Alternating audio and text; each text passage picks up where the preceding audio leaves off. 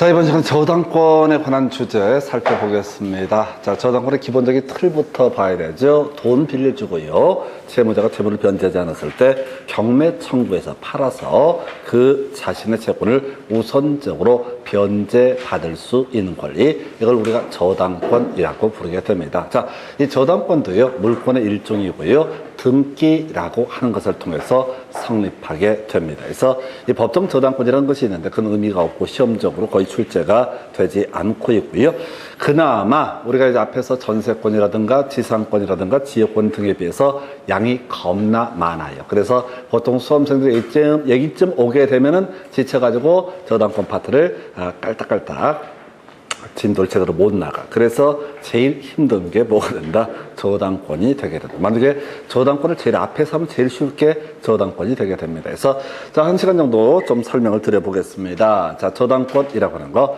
자, 일단 설정 계약과 설정 등기라고 하는 것을 통해서 다 저당권은 성립하게 된다. 이렇게 갑니다. 그래서 내용 많은데 별 의미 없고요.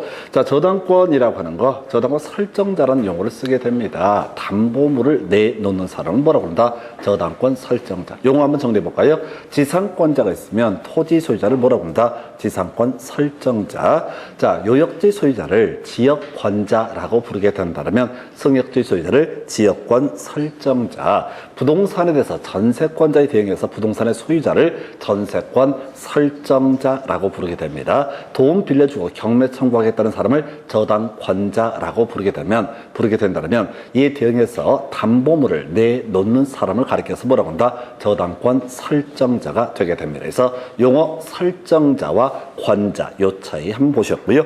그래서 자신의 담보물을 대상으로 저당권을 설정할 수도 있겠고요. 타인을 위해서 자신의 담보물을 내놓는 경우도 있습니다. 물적으로 보장을 해주겠다. 물적으로 담보물을 내놓겠다. 이걸 물상보증인이라는 용어. 물상보증인은 마음이 겁나 착한 사람입니다. 지가 돈 빌리는 것도 아닌데 돈 빌리는 사람을 위해서 목적물을 얘가 돈을 갚지 않게 되면 내 목적물에서 경매 청구를 해도 좋다라고 이렇게 하는 사람을 물상보증인이라고 부르게 됩니다. 자, 그래서 자, 일단은 굳이 하나 쟁점을 삼게 되면 바로 저당권 설정할 수 없는 것. 자, 있는 것은 소유권에 대해서 당연히 저당권 설정할 수 있고요. 지분, 권리의 일부인 자, 지분에 대해서도 뭐랄 수 있다? 저당권 설정할 수 있고, 출제 이슈가 됐던 거, 지상권, 전세권에 대해서 저당권 설정할 수 있다. 이렇게 가는 거죠. 그래서 나왔던 거 다시 기억하십시다. 자, 토지 소유자가 지상권자 2년분 지료 체납했을 때 바로 소멸 청구할 수 있다. 그런데 이 지상권이 저당권의 객체가 됐을 때 이때 저당권자의 통제하고 상당한 기간이 경과되지 않으면 소멸 청구 효력은 발생하지 않는다. 그리고 전세권을 담보로도 뭘 할 수 있다? 저당권을 설정할 수 있다라고 썼고요. 그래서 저당권자는 전세권자가 채무를 변제하지 않게 되면 전세권을 경매에 붙일 수가 있는데 전세권의 존속기간 만료가 되게 되면 용익 물권적 권능이 사라지기 때문에 그때는 저당권을 실행하지 못한다라고 하는 거. 아무래도 지상권이 훨씬 더 쉬울 거예요. 왜? 훨씬 더 반복을 많이 했으니까. 그래서 하여튼 그렇게 볼 테고 굳이 유치하게 뽑는 거. 지역권은 양도할 수 없고요. 저당권의 객체가 될 수 없다 해서 23회 때 한번 나왔던 주제. 다음 중 무효인 법률행위를 고르시오라고 해서 바로 지역권의 저당권 설정. 이것은 허용되지 않는다. 별로 중요하지 않습니다. 그 다음에 피담보 채권. 돈 받을 권리자. 돈. 그래서 저당권은 경매 청구할 수 있다라는 의미가 되게 될 것이고, 그 다음에 피담보채권은 얼마를 빌렸냐라고 하는 거. 자, 갚아야 될 돈을 가리켜서 피담보채권. 뒤에서 저당권 이전할 수 있습니다. 근데 저당권하고 피담보채권을 분리해서 이전하는 거, 양도하는 것은 허용되지 않는다. 돈 받을 권리, 피담보채권. 그 다음에 돈을 안 갚았을 때 경매에 붙일 권리, 저당권이라고 정의를 하게 됩니다. 그래서 이 정도. 자, 이 정도. 그래서 굳이 지역권 정도가 되겠고. 자, 요거는 뭐 사실은 이렇게 법조문을 보면 어려운데, 저당권은 설정 등기를 해야지 어떻다? 저당권은 성립하게 된다. 다시 한번 지상권이라는 것도 등기해야지 어떻다? 성립하게 된다. 약정지상권의 경우 약정지역권도 당연히 어떻다? 등기해야지 그 권리가 성립하게 된다. 자, 저당권도 당연히 등기해야지 효력이 발생한다. 저당권이 성립하게 된다. 이렇게 가죠. 그래서 등기법 파트에서 나오는 개념. 자, 저당된 때, 접수된 것으로 보고 접수된 때부터 나중에 등기가 실행되면 효력이 발생한다. 해서 접효라고 해서 등기라고 하는 것은 저장된 때부터 효력이 발생한다. 등기라고 하는 것은 바로 접수된 때부터 효력이 발생한다. 이런 지문들을 나중에 등기법에서 논의를 합니다. 뒤에 별 의미 없어요. 자, 그래서 저당권 등기 관련해서 채권액이라고 하는 거, 채무자의 성명, 주소라고 하는 것을 필수적 등기상으로 다루게 된다. 그래서 여기에 이제 등기법에서 이슈가 되는 게 있죠. 이 채무자 이름으로 들어갈 수 없는 거, 등기부에 절대 이름을 붙일 수 없는 거, 바로 합유 관련해서 민법상 조합이라고 하는 것은 바로 등기부에는 이름을 올릴 수가 없다. 다시 합유 보실까요? 공유부터 이게 되죠. 갑이 60%의 지분, 을이 40%의 지분을 가지고 있다라고 해서 등기부에 이렇게 지분이 표시가 되는 것을 공유라고 부르게 된다. 근데 합유라고 하는 것은 갑이 60%의 지분이 있습니다. 그 다음에 을이 40%의 지분을 가지고 있습니다. 자, 그런데 말이죠.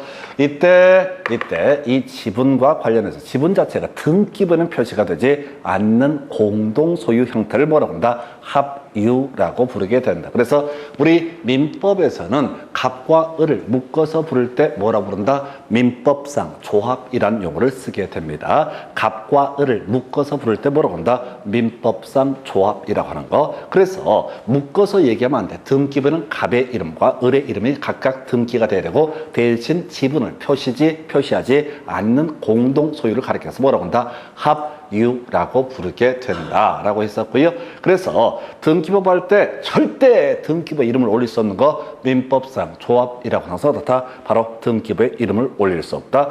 이 민법상 조합을 지들 이름을 모질이라고 이렇게 이름을 붙였다라고 했을 때 이때 모질이라는 말은 어디에 등기부는 절대로 표시가 될 수 없다. 이런 것들이 이슈. 채무자의 성명 주소라는 얘기하면서 이때 채무자, 민법상 조합은 채무자가 될 수가 없다라고 특정할 수 없기 때문에 그렇습니다. 그래서 그 정도가 되겠고요. 자, 그 다음에 이제 저당권 등기가 불법으로 말소가 됐다. 그래서 저당권은 전혀 어떻다? 소멸하지 않는다. 불법 말소라는 전제가 쌓여있으면 그거 말소 회복 등기라는 형식을 통해서 되살리면 되는 거예요. 그래서 불법 말소가 됐다고 해서 저당권 자체가 효력을 잃는 것은 아니다라고 할 거. 더 이상 파면 안 돼요. 좀 디테일한 부분이 있는데 시험 문제 답이랑은 아무 관련이 없어요. 그래서 이 파트에서만 쟁점을 삼게 되면은 바로 지역권이라는 것은 저당권의 객체가 될 수 없다. 끝. 나머지는 이슈 안 돼요. 나머지는 이슈가 되지 않습니다. 해서 요 정도. 자, 저당권 이렇게 해서 취득을 했고요. 자, 그 다음에 자 바로 문제가 나와 있나? 그래서 아니구나. 저당권의 소멸 사유라는 주제가 나와 있는데 이것도 의미 없어. 자, 목적물의 멸실이라고 하는 것, 당연히 모든 물권의 소멸 사유, 공용 징수 수용이라고 하는 것도 다 모든 물권의 소멸 사유가 되게 된다. 그래서 자, 토지 저당권 설정했는데 토지가 바다 밑으로 가라앉았다. 그러면 이제 공간정보법에서는 등록 말소의 대상이 될 것이고 저당권은 같이 어떻다? 소멸하게 된다. 공용징수, 수용이 있게 되면 등기법 공부하실 때 그런 얘기합니다. 수용에 따라 소유권 이전 등기가 있으면 상지, 상속 어쩌고 저쩌고 그 토지를 위해서 존재하는 지역권 이 두 개를 제하고 자, 다 등기관 직권으로 말소한다. 직권으로 말소한다는 얘기는 나머지 등기는 다 무효가 되게 된다. 그래서 수용이 있게 되면 자, 바로 저당권이라는 것도 같이 어떻다? 소멸하게 된다. 그래서 이렇게 설명을 드렸어요. 자, 물리적으로 사라져버리는 것을 목적물의 멸실이라 부를 테고 법적으로 날아가게 되는 것을 뭐라고 한다? 수용 또는 공용 징수라고 부르게 됩니다. 그래서 이 아이 목적물의 멸실하고요. 공용 징수 얘기에서는 이 목적물의 멸실이 있으면 뒤에 공부할 주제인데 화재 보험금 청구권 이라는 것이 문제가 될 테고 공용징수라고 하는 것이 있게 되면 이때 파생되는 문제가 뭐야? 수용보상금 청구권이라는 것이 이슈가 되게 된다.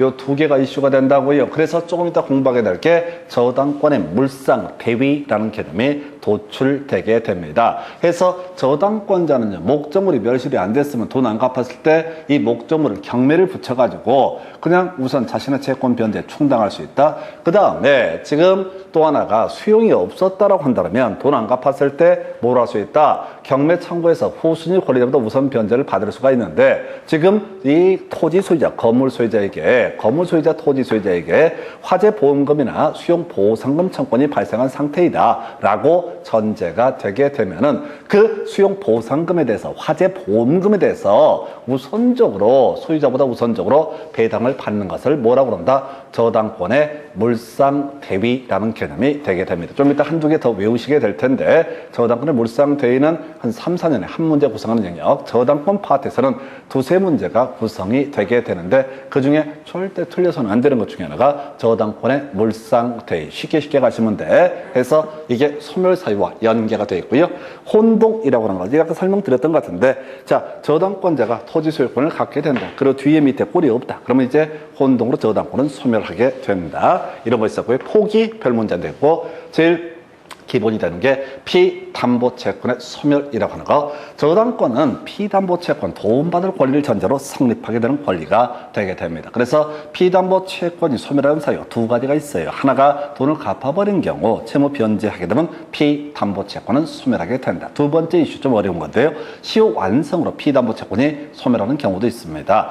우리가 민사채권의 소멸시효 기본 10년으로 해석을 하게 됩니다. 내가 돈을 꿔주고요. 도움받을 권리라고 하는 거 있을 때 10년 동안 그 돈을 받아내지 않게 되면 어떻다? 시효 완성으로 바로 돈 받을 권리가 소멸하게 됩니다. 그래서 그 두 가지 사유가 있게 되면은 어떻다? 바로 저당권도 같이 소멸하게 된다. 그래서 다시요. 저당권은 항상 피담보채권, 도움받을 권리와 경매 청구할 수 있는 권리는 세트로 움직이게 됩니다. 그래서 나중에 저당권의 이전 얘기를 할 때 피담보채권과 분리하지 않고 한꺼번에 저당권을 이전하는 것은 가능하다. 그런데 저당권과 피담보채권을 분리해서 양도하는 것은 허용되지 않는다. 등기법에서 저당권과 피담보채권을 분리해서 양도하는 등기 신청 등에 대해서는 절대적 각하사유 무효라고 이렇게 선언을 하게 됩니다. 경매 있었고요. 자, 무효인 등기 유효 큰 쟁점 안 됩니다. 해서 옛날에 나왔던 주제.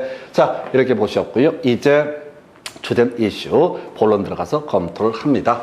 자, 저당권자의 권리라고 해서 제일 간단한 주제, 저당권 어떻게 할 수 있다? 양도할 수 있다. 지상권 양도할 수 있다. 전세권 양도할 수 있다. 저당권 양도할 수 있다. 유치권 양도할 수 있다. 유치권 안 나와요. 유치권 안 나오니까 여기서 포인트, 지역권은 어떻다? 양도할 수 없다. 다만 저당권을 양도함에 있어서는 피담보채권이라고 하는 것과 분리해서 자, 타인에게 양도하거나 다른 채권을 담보로 할 수는 없다라고 하는 거. 그러면 이제 피담보채권과 결합을 해서 이 저당권이라고 하는 것을 다른 권리에 담보로 하는 것도 가능하다. 이걸 우리가 권리질권이라고 부르게 됩니다.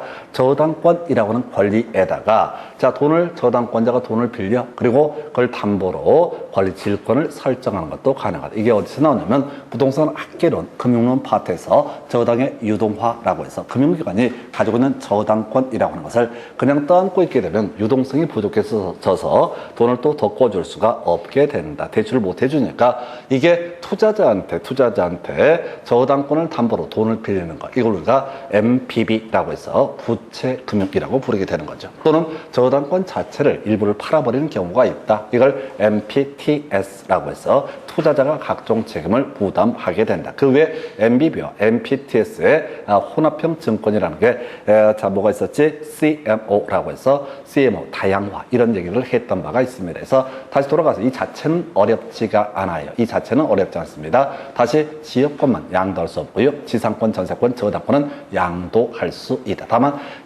저당권은 피담보채권을 분리해서 양도하는 것은 허용되지 않는다. 자, 간단한 주제. 자, 물권적 청구권 관련해서 이것도 물권이니까 물권적 청구권 주장을 할 수가 있겠죠. 그런데 역시 지역권이랑 동일한 논리 구조로 가게 되는 거죠. 반환 청구권은 어떻다? 인정되지 않는다. 지역권자에게 기본적으로 점유라는 권리가 인정되지 않듯이 저당권자, 은행에서 주택담보대출을 실행을 한 사안에 있어서 자, 어떻게 한다고요? 자, 그 집에 들어가서 은행 직원이 살관하는 것은 아니죠. 그래서 어떤 놈이 이 물건을 정당한 권원 없이 점유하고 있다고 해서 저당권자가 반환 청구를 할 수 있는 것은 아니다. 해서 이미 본 것처럼 지역권에 있어서 반환 청구 인정되지 않는다. 저당권에 있어서도 다 반환 청구권은 인정되지 않는다. 큰 쟁점은 되지 않습니다. 자, 그리고 나서 물상대위 겁나 중요한 거지. 자, 한 3, 4년에 한 문제 구성하는 거. 자, 미리 외우고 들어가셔야 됩니다. 아까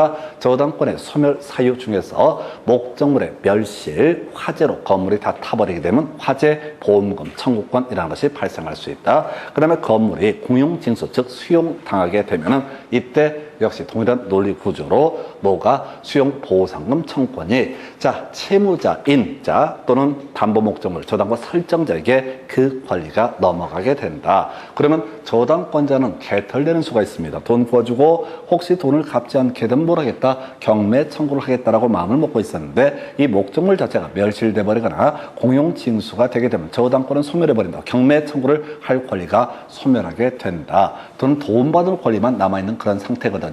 그랬을 때 이 사람이 받게 될 수용 보상금 청구권, 화재 보험금 청구권에 대해서 소위 압류라는 절차를 거쳐서 저당권을 행사한다. 그 얘기인즉슨 이 돈을 먼저 어떻다 내가 받아내겠다. 그래서 이런 경우 있다 하십시다. 갑소유 X 토지에 대해서 을이라는 사람이 저당권을 설정한 상태에서 이 토지에 대해서 공용징수가 이루어지게 된다. 수용이 있게 된다. 그러면 이 갑이라는 사람에게는 뭐가 발생한다? 수용 보상금 청구권이라는 것이 발생하게 된다. 수용 보상금 청구권이 발생하게 된다. 이렇게 이제 그림을 잡게 될 것이고요.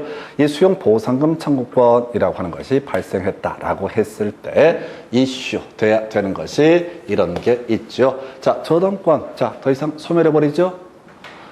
토지가 사라져버렸다고. 그럼 저당권이 소멸한다고. 그럼 저당권자는 개털되는 수가 있다. 그래서 이 사람이 받게 될 채무자 또는 저당권 설정자가 받게 될 수용 보상금 청구권에 대해서 압류 절차를 거쳐서 저당권을 행사할 수 있다. 압류 절차라는 게 뭐냐면요. 법원에 신청을 하는 거예요. 내가 저 돈 먼저 받아야 되는데 자, 누구? 자, 공익사업의 시행자. 제가 누구한테 이 갑이라는 사람에게 목적물의 소유자에게 수용 보상금 주지 마라 라고 법원에 신청을 하게 되면 법원에서 압류를 해주게 됩니다. 그러면 이제 그 돈 누구한테 먼저 저당권자가 우선적으로 배당을 받는 방식. 이걸 우리가 저당권의 물상퇴. 또 하나 이슈가 되는 게 자, 이게 갑이라고 하는 사람이 Y 건물이라는 것을 가지고 있었고 자, 이 을이라는 사람이 저당권을 가지고 있는 상태이다. 이 Y 건물이라고 하는 거, Y 건물에 대해서 저당권 설정을 했는데 이 Y 건물이 화재로 인해서 소실되게 될 테고 화재 보험금이라고 하는 것이 누구한테 갑에게 귀속되는 그런 상황이다. 그랬을 때 저당권자는 이제 경매 청구를 할 수 없는 대신에 이 사람이 받게 될 화재 보험금에 대해서 압류 절차를 거쳐서 저당권을 집행을 하게 된다. 이걸 우리가 저당권의 물상 대비라는 개념으로 보게 됩니다. 그래서 자, 이게 사안이 복잡해 보이는데 자, 가볼까요? 멸실, 그 다음에 공용징수로 인해서 저당권 설정자, 아까 담보 목적물의 소유자를 얘기합니다. 이 사람이 받게 될 금전 청구권, 즉 화재 보험금 청구권, 수용 보상금 청구권에 대해서도 저당권을 행사할 수 있다라고 해서 우선적으로 변제를 받는다, 이런 의미를 가지고 있습니다. 자, 그랬을 때 자, 이 과정에서 이 돈이 섞여버리면 안 돼요. 지급이 돼버리면 찾아올 수 없고요. 미리 압류라는 절차를 거쳐야 된다. 근데 이때 꼭 저당권자가 압류를 하지 않고 제3자가 압류를 했다라고 할지라도 이때 저당권자, 바로 저당권 설정자보다 이 돈을 우선적으로 변제받을 수 있다. 그럼 이제 여기서 하나 기억하실 것이 있어요. 바로 협의 취득이라고 하는 것이 이슈가 되게 되는데 자, 협의 취득이라는 개념이 뭐냐면 자, 지금 공용징수라고 하는 거, 공용징수라는 개념은 이 토지 소유자, X토지 소유자의 의사에 반해서 강제적으로 소유권을 뺏어내는 것을 뭐라고 그런다? 바로 수용이라고 부르게 됩니다. 근데 공익사업의 시행자가 이 X토지에서 수용권 행사하기에 앞서서 먼저 물어봅니다. 아저씨 평당 뭐 20만 원에 파십시오 라고 해서 그분이 냉큼 팔겠습니다 라고 얘기를 해버리게 되면 이건 매매 한 종류로 해석을 하게 됩니다. 자, 어떤 저당 목적물에 매매가 있다. 그럼 저당권 소멸하게 될 것이냐? 저당권 소멸하지 않습니다. 그냥 따라가는 거예요. 따라가는 거야. 지금 공용징수 그리고 자, 목적물의 멸실이 있을 때만 어떻다? 저당권이 소멸하게 된다. 그래서 이런 논리 구조가 되는 거야. 갑소유 X 부동산에 대해서 을이라는 사람이 저당권을 가지고 있는 상태에서 병이라는 공익사업의 시행자에게 이 X 부동산의 소유권이 넘어가는 거, 이게 공익사업 시행자. 그리고 이 과정을 우리는 뭐라 부른다? 협의 취득이라는 표현을 쓰게 된다. 협의 취득에 있어서는 소위 저당권이 소멸하지 않습니다. 그냥 누가 을 입장에서는 병이 돈을 갚지 않게 되면 어떻다? 경매 청구를 할 수 있다. 그래서 다시요. 아예 용어를 외우셔야 돼. 수용보상금 청구권하고요. 화재보험금 청구권에 대해서는 뭘 할 수 있다?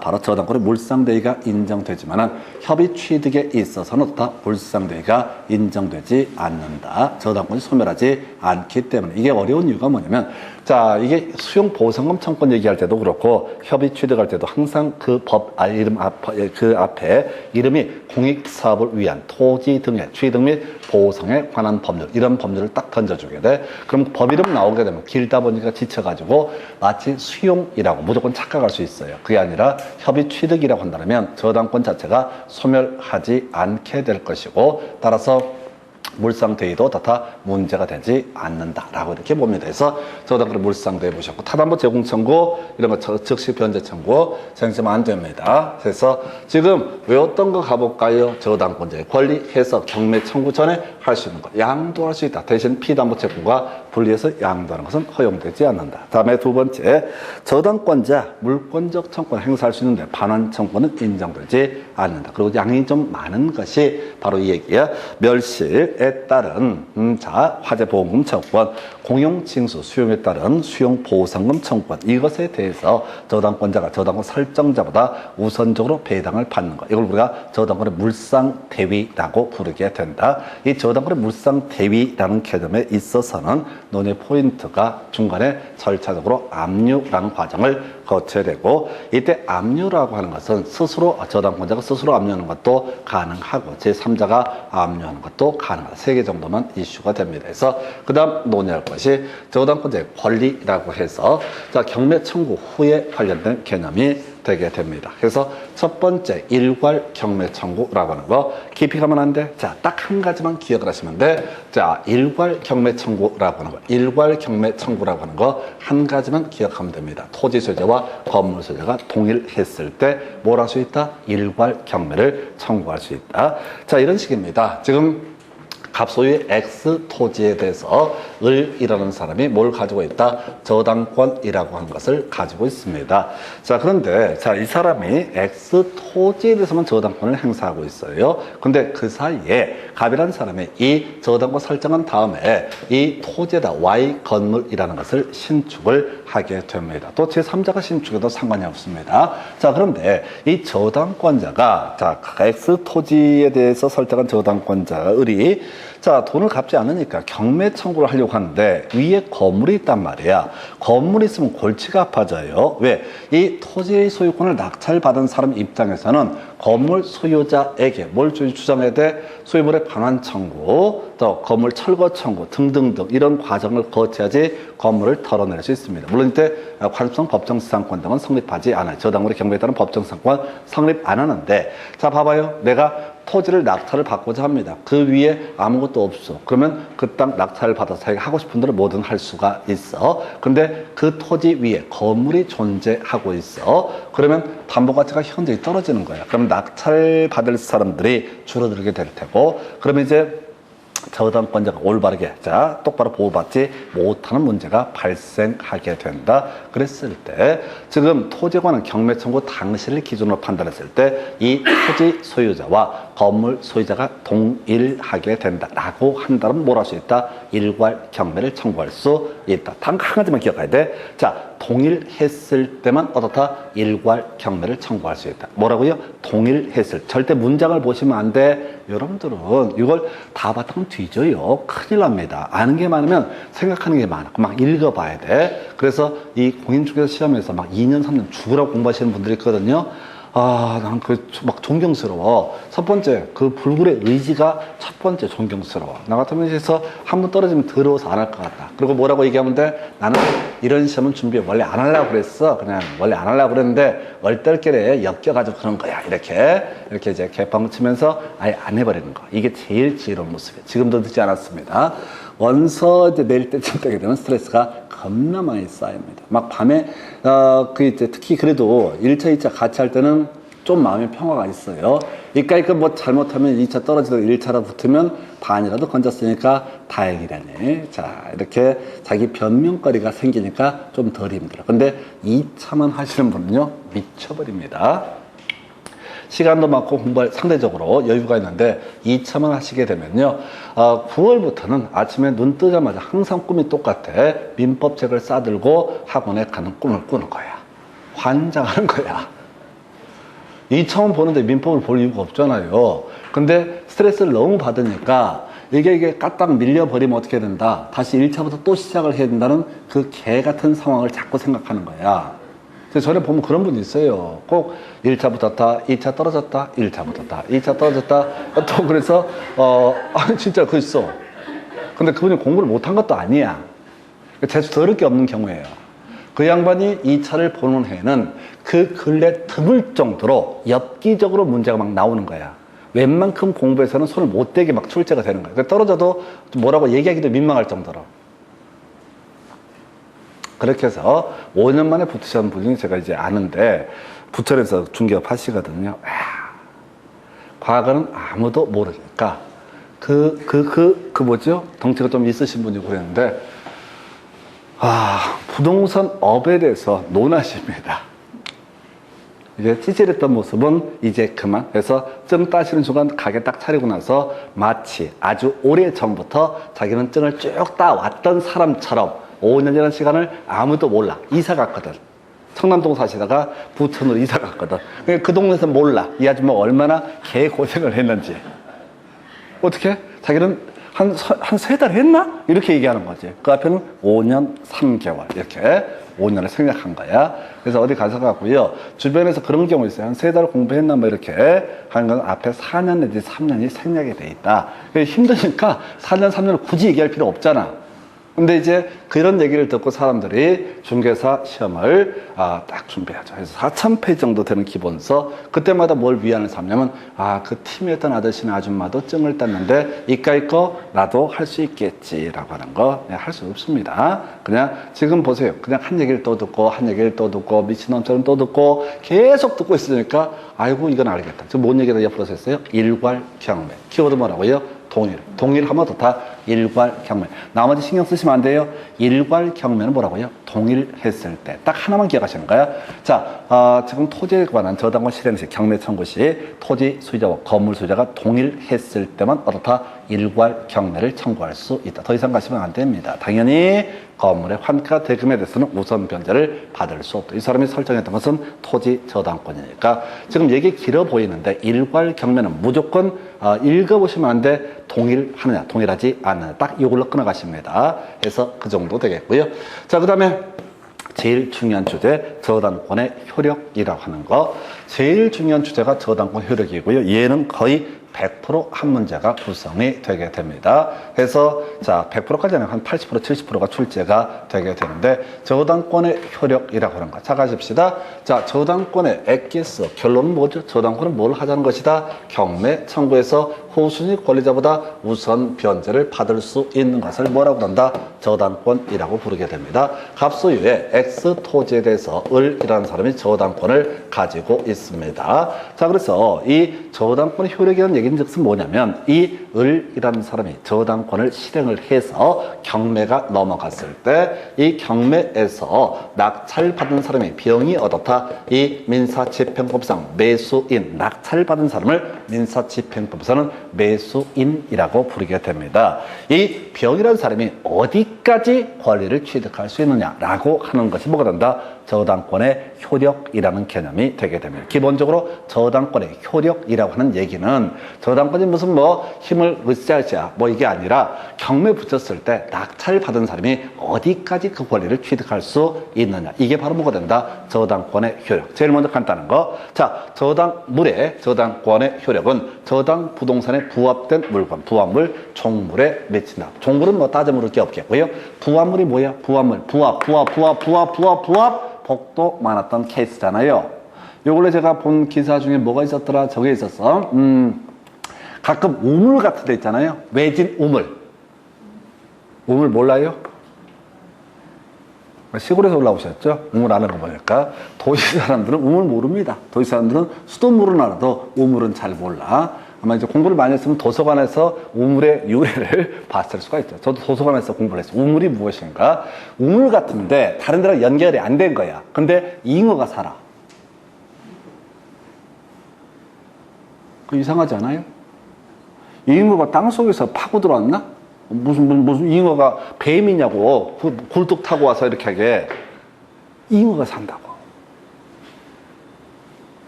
아, 관심이 없구나. 우물 속에 잉어가 살던 지랄을 하던. 그러니까 다른 데로 연결이 안 돼 있는데 물고기, 이상한 물고기가 산다고. 한번 보십시다. 우물을 내가 팠다 하십시다. 아무것도 없는 땅에다가 우물을 팠다. 왜 파냐고? 그냥 다음 얘기를 전개하려면 파야지 이게 같아. 그래서 우물을 파게 되면 물 같은 건 지하수가 고일 수도 있고 빗물이 들어올 수도 있죠. 그럼 우물이 되겠죠. 자세한 내용은 네이버 검색을 보면은 우물이란 무엇인가 이런 게 나와 있어. 그래서 근데 그 우물에 개구리가 사는 건 이해할 수 있어. 지금 기억하니까. 뱀이 있는 것도 이해할 수 있어. 근데 잉어 같은 물고기가 있는 게 이해가 안 되는 거야. 도대체 왜 물고기가 있을까? 이제 여러 가지 학설이 나옵니다. 비바람에 날아가서 뭐 그런 경우 그런 주장도 하고. 그래서 잘 이해가 안 돼. 비바람에 물고기가 많이 날아다니는 않거든. 물고기 물속에 있지. 근데 그 이제 학설 중에 하나가 뭐가 있냐면 그 새들 있죠. 새들. 새가 잉어나 붕어를 잡아먹는 거야. 근데 그 안에서 그 알 같은 게 소화가 다 안 된 거야. 그래서 알이 소화가 안 된 상태에서 이게 이제 배변을 보니 거기가 하필은 우물이었던 거야. 그래서 이런저런 조건에서 갑자기 그게 부화가 돼가지고 어떻다? 잉어가 우물 속에 들어가게 된다. 지금 뭔 얘기하고 있어요? 부화. 내가 땅 갖고 있는데 아까 재미삼아 판 우물 있잖아. 이 우물에 갑자기 잉어가 들어 살고 있다. 그 잉어의 소유권은 누구한테 있다? 토지 소유자에게. 그래서 다시 갑시다. 우리가 민법에서 공부하는 부합이라고 하는 거, 정당한 원 없이 농작물이 재배가 되고 수확기 이르기 전이면 어떻다? 토지 소유권, 농작물은 토지 소유자에게 귀속되게 된다. 정당한 원 없이 수목이 재배가 됐을 때 그 수목의 소유권은 어디에? 토지 소유권에 부합하게 된다. 임차인이 자 어디에 건물을 증축했으면 건물 소유자가 증축된 부분에 건물 소유권을 취득을 하게 된다. 이런 걸 뭐라 부른다? 부합이라 부른다. 다시 돌아가서 자 저당권 효력은 부합물에 그 효력이 미치게 된다. 그래서 이런 얘기라고요. 이 X 토지에 잉어가 들어왔다. 그러면 당연히 낙찰받은 사람이 잉어의 소유권도 취득한다. 여기 갑자기 나무를 누가 심어놨다. 권한 없이. 그러면 낙찰받은 사람이 어떻다? 나무의 소유권도 취득을 하게 된다. 이런 것이 바로 뭐라고요? 저당권의 효력, 부합물에 미치게 된다. 그런데 이런 경우 있네요. 저당권의 효력이 부합물에 미친다라는 조항은 소위 임의 규정이다. 임의 규정과 강행 규정이라는 개념이 있게 되는데 의 규정이라고 하는 개념은 이런 논리 구조예요. 자, 특약이 있으면 어떻다? 자, 특약을 우선 적용하는, 민법보다 특약을 우선 적용하는 것을 바로 임의 규정이라고 부르게 된다. 그래서 자, 이런 얘기 나옵니다. 저당권 설정 계약 체결할 당시에 저당권의 효력을 부합물에 미치지 않기로 약정하고 그것을 등기까지 하게 되면 저당권의 효력은 어떻다? 부합물에 미치지 아니한다. 다시 갑시다. 저당권의 효력이라는 것은 기본적으로 부합물에 미친다. 그리고 이것을 배제하는 특약은 유효한 것이고 그 특약이 등기까지 되어 있게 되면 이때는 저당권의 효력은 부합물에 미치지 아니한다. 뭔 소리야? 자, 갑소유 X토지에 대해서 을과 저당권 설정 계약을 체결할 때 갑이 얘기를 하는 거야. 여기 왠지 내년쯤에 잉어가 날아올 것 같다. 물고기 뱃속에, 새 뱃속에서 잉어가 올 것 같다. 근데 잉어가 겁나 비쌀 것 같은 불길한 예감이 든다. 내가 이름이 흥보다, 흥보. 그래서 아무래도 대박이 터질 것 같아. 그래서 내가 지금 돈을 빌리긴 하지만 이 박의 소유권은 누구한테 있다? 나에게 있다. 즉, 저당권. 내가 돈을 못 갚아서 경매가 넘어가더라도 최소한 박의 소유권은 누구한테 있다? 나에게 있다. 라는 것을 특약을 넣는 경우가 있다. 이 사람은 겁나게 점집을 많이 다녀야 돼. 왜? 앞으로, 언제야? 제비가 박씨를 물고 오고 뭐 이런 것까지 다 계산하고 있다는 얘기죠. 그래서 만약 그런 특약이고 등기가 돼 있다면 이 저당권의 효력은 부합물에 미치지 아니한다. 그래서 낙찰받은 사람은 이게 경매 물건의 등기부를 보니까 저당권 효력이 부합물에 미치지 아니한다. 이걸 발견하게 되면 가서 황금 이거가 있고 겁나 비싼 게 있어도 그 자체의 소유권은 어떻다? 취득하지 못한다라는 것. 같이 묶어서 이제 봐야 될 게 부합물에 대응한 것이 우리 집합건물법에서 구분소유권에 대응해서 대지 사용권이라는 개념이 있게 되죠. 대지 사용권. 대지 사용권이 뭐야? 건물이 존립하기 위해서 필요한 권리. 그것이 소유권 대지권이 될 수도 있고 지상권 대지권, 임차권 대지권이 될 수 있다. 그래서 아파트를 내가 만약에 구분소유권을 취득했다. 그러면 대지 사용권도 다 함께 취득을 하게 된다. 경매 물건에서 아파트를 낙찰을 받게 되면 구분소유권만 취득하는 것이 아니라 그 세트 권리인 대지 사용권도 함께 취득한다. 그래서 부합물, 종물에 미친다라고 되어 있는데 종물에 대응해서 종된 권리에도 저당권의 효력은 미치게 된다. 그래서 셋 중에서 지금 한 개 공부하셨습니다. 겁나 중요한 얘기야. 해서 저당권의 효력, 부합물에 미친다. 두 번째 이슈, 저당권, 건물 저당권 효력, 지상권, 임차권에 미친다라고 했었죠. 앞에서 우리 건물 전세권, 지상권, 임차권에 미친다. 이거 있었죠? 미친다. 다시 그림 생각해 보겠습니다. 자, 갑이라는 사람이 X 토지에 대해서 지상권을 가지고 있습니다. 자, 또는 임차권을 가지고 있습니다. 그럼 이 사람이 X 토지를 사용 수익할 권능이 있다. 그래서 이 사람이 여기다가 건물을 신축을 하게 된다. 그럼 건물 소유권은 누구한테? 갑에게 귀속이 되게 될 것이다. 그래서 이 갑이라는 사람이 이 건물에서 을을 위해서 건물 전세권이라는 것을, 건물 전세권을 설정을 해주게 된다. 그러면 건물 전세권이라고 하는 것은 지상권, 임차권에 미친다라고 되어 있었죠. 그래서 건물 전세권자 을은 건물만 사용할 수 있는 것이 아니라 건물의 존립 기반인 바로 지상권, 임차권도 같이 사용할 수 있다. 즉 토지도 어떻게 할 수 있다? 사용할 수 있다. 똑같은 논리 구조가 됩니다. 건물 저당권, 지상권, 임차권에 미친다라고 하는 거. 자, 이 자리에 건물 전세권 자리에 뭐가 들어가면 돼? 건물 저당권이라고 하는 것이 들어가면 됩니다. 건물 저당권. 자, 그래서 저당권자 을이라는 사람은 이 갑이라는 사람, 건물 소유자가 뭘 하지 않게 되면 채무를 변제하지 않게 되면 경매를 붙이겠죠. 그러면 이 경매에서 지금 이 건물에 관한 경매에서 병이라는 사람이 매수인이 되게 된다라고 전제를 해 봅니다. 그럼 이제 병이라는 매수인이라는 사람은 건물에 관한 소유권을 취득하는 것 외에 건물의 존립을 가능케 했던 지상권, 임차권도 다 같이 얻게 된다라고 하는 거.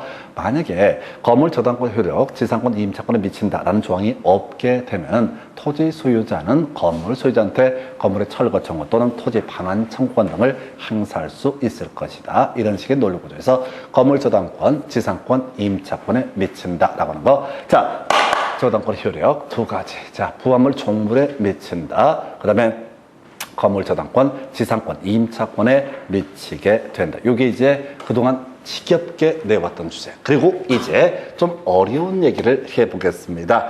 자, 좀 어려운 얘기인데요. 과실수취권이라는 개념이 있게 됩니다. 과실수취권. 이거는 이제 효력 발생 요거 하나만 이제 체크를 하면 되는데 이게 문제가 나왔을 때 28등급부터 구성이 되기 시작하는데 하여튼 얘가 지금은 제일 어려운 주제가 되게 됩니다. 문장부도가 저당권의 효력은 저당 부동산에 관한 압류가 있은 후에 저당권 설정자가 그 저당 목적물로부터 받게 될 수학, 과실 또는 수취할 수 있는 과실 등에 대해서 미치게 된다. 해서 자, 키워드 압류 호 과실 등에 얻었다. 저당권 효력은 미치게 된다. 압류 호 자, 과실에 대해서 얻었다. 저당권의 효력이 미치게 된다. 설명드리겠습니다. 갑소유 X 토지에 대해서 을이라는 사람이 돈 빌려주고 저당권을 설정을 하게 됩니다. 설정 등기를 통해서 저당권이 성립이 됐습니다. 자, 그러면 이 을의 입장에서는 갑이 채무를 변제하지 않게 되면 뭐 할 수 있다? 경매 청구를 할 수가 있다. 이렇게 스토리를 잡아가게 되죠. 자, 그런데 이거는 별개 문제로 자, 병이라는 사람에게 임차권을 설정을 하게 됩니다. 임차권을 설정해서 매달 10일 되게 되면 차임 100만 원씩 누구한테? 갑에게 지급하기로 임차권 등기까지 해놓은 상태입니다. 자, 그래서 지금 시간이 흘러서 갑은 차임을 받기는 하지만은 누구한테? 이 저당권자에게 돈을 못 갚고 있는 상태입니다. 그래서 이 사람이 자, 저당권자가 경매 신청을 해서 이게 등기법 송부하게 될 주제인데 경매 개시 결정의 등기가 10월 5일 날 이루어지게 됩니다. 10월 5일 날 경매 들어갑니다라고 법원에서 발표를 한 거예요. 자, 그러면 이제 이게 경매 개시 결정의 등기라고 하는 것이 뭐냐면은 경고하는 그런 개념이거든요. 이거 경매에 넘어가니까 잘못 싸면 뒤지는 수가 있다. 바로 말소 기준 권리 중에는 뭐가 있어요? 경매 개시 결정의 등기도 뭐가 된다? 말소 기준 권리가 되게 됩니다. 자, 그래서 우리가 경매 개시 결정 등기가 있으면 압류의 효력이 발생한다라고 평가를 하게 됩니다. 자, 그럼 이제 가보십시다. 지금 압류 효력이 발생한 게 지금 언제 예를 들어서 이 날짜가 10월 5일이다 라고 전제를 한번 해보고요. 자, 임차권은 매년 10일 날, 매월 10일 날 누구한테 임대인 갑에게 뭘 해야 되나? 차임을 지급을 해야 된다. 그런데 이제 압류의 효력이 발생한 후에 성립한 과실, 즉 차임 채권에 대해서는 다 저당권의 효력이 미치게 된다라고 되어 있죠. 그럼 채권자인 저당권자라고 하는 사람은 언제? 자, 10월 5일 날 경매 개시 결정 등기가 있고 10월 10일 날 병이라는 사람, 임차인이 누구에 대해서 갑에 대해서 지급할 차임에 대해서 바로 우선 변제권 행사해서 야야야 그 돈 나한테 넘겨줘라 라고 주장할 수 있는 거 바로 저당권의 효력, 압류 효력이 발생한 후에 발생한 차임 채권에 대해서도 저당권의 효력이 미치게 된다. 우선 지금까지 문제는 딱 여기까지 세 가지. 다시 저당권의 효력, 부합물 종물에 미치게 된다. 물론 그걸 배제하는 특약을 맺고 등기까지 하게 되면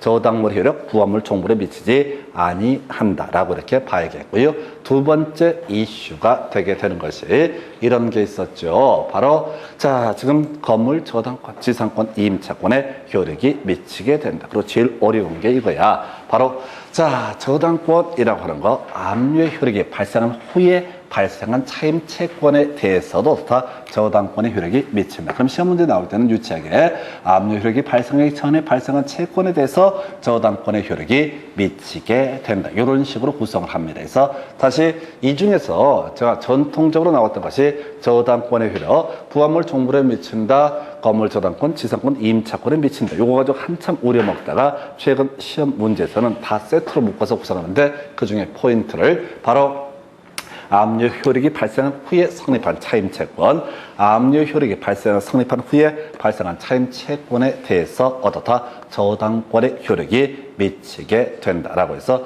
결과적으로 이렇게 경매 개시 결정 등기까지 된 상태에서 저당권자는 돈 받을 권리 있었죠. 이거 우선 차임부터 땡겨서 일부씩 변제를 받을 수가 있다라는 의미가 되게 됩니다. 그래서 앞에서 부합물 종물의 저당권의 효력이 미친다라든가 그리고 또 하나 건물 저당권, 지상권, 임차권의 효력이 미친다라는 얘기는 즉슨 낙찰받은 민사집행법상 매수인이 어디까지 낙찰을 받을 수가 있는 거냐 이 얘기를 하는 것이고, 자, 압류 효력이 발생한 후에 성립한 차임채권이라고 하는 이 주제는 다른 얘기예요. 바로 어디에서? 바로 지금 저당권자가 돈 받아 자신의 채권을 만족하기 위해서 경매 신청했을 때 그건 좀 불합리하잖아요. 자, 이 채무자가 계속 돈을 받으면서 돈을 안 갚고 있다? 그러면 좀 그 돈 다 받으면 좀 불합리하잖아요. 게다가 얘가 경매가 넘어갔을 때 저당권자가 전부 변제를 받지 못하는 경우도 발생할 수 있거든요. 그래서 저당권자의 채권 회수를 원활하게 하기 위해서 바로 압류 효력이 발생한 후에 성립한 차임채권. 통째로 외우셔야 돼. 압류의 효력이 발생한 후에 차임채권. 이렇게 뭐라고요? 압류의 효력이 발생한 후에 성립한 차임채권. 압류 효력이 발생한 후에 성립한 차임채권에 대해서도 다 저당권의 효력이라는 것이 미치게 된다라고 해서 이 정도까지 해서 지금 저당권 관련해서 이 정도를 가지고 보통 두 문제 정도를 보통 구성을 하게 됩니다. 그래서 상당히 양이 많고 힘든 부분이 될 테고 나머지 근저당권 그 다음에 공동저당 이런 데서 보통 번갈아가면서 한 문제를 구성을 하게 됩니다. 자, 오늘 여기까지 가시고요. 다음 시간에 문제 가지고 다시 한번 확인해 보겠습니다. 자, 수고했습니다. 마치겠습니다.